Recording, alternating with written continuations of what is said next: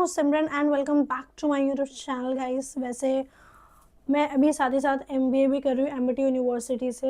हाँ, क्योंकि मैं कॉर्पोरेट मजदूर हूँ तो ये सब तो कॉमन है ना। मुद्दा ये है कि एमिटी यूनिवर्सिटी में एग्ज़ाम कैसा होता है, ठीक है, एंड क्या प्रोसेस होता है, एग्ज़ाम से पहले क्या होता है, तो मैं आपको सब कुछ बता दूंगी। तो सबसे पहले जब एग्ज़ाम शुरू होने वाला होता है तो आपके पास एक फॉर्म आती है जिसमें आप स्लॉट्स को बुक करते हो कि विच स्लॉट आप कंफर्टेबल है एग्ज़ाम देने में। ठीक है, तो ऐसा नहीं है कि आप अगर प्रोफेशनल हो तो आपको छुट्टियाँ लेनी पड़ेगी, ऐसा कुछ भी नहीं है। ठीक है, आप स्लॉट बुक कर सकते हो। इवन मेरा स्लॉट अभी 9 to 11 चल रहा है जिसमें मैं रात के 11 बजे तक एग्ज़ाम देती रहती हूँ and that is quite cool, क्योंकि सब सो जाते हैं तो मुझे अच्छा लगता है एग्ज़ाम देना उस टाइम।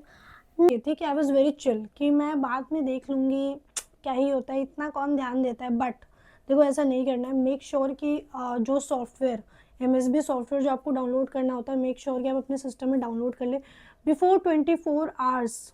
भी इशू ना हो related to microphone, related to software, battery and all, कुछ भी ऐसा कुछ भी इशू ना हो। आपका इंटरनेट बहुत अच्छा स्टेबिलिटी का हो।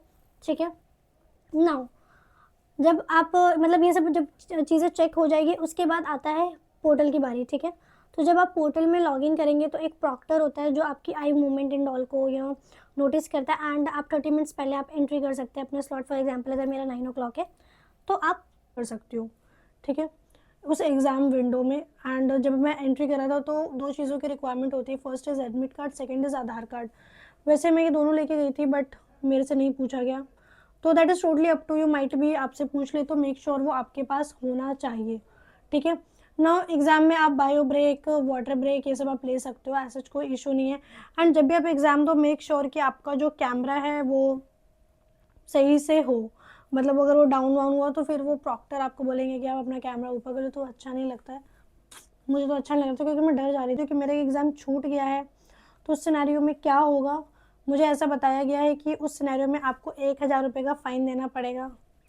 उसमें मेरा एक ड्रेस आ जाता है बट कोई बात नहीं, अभी 1,000 का फ़ाइन तो देना पड़ेगा।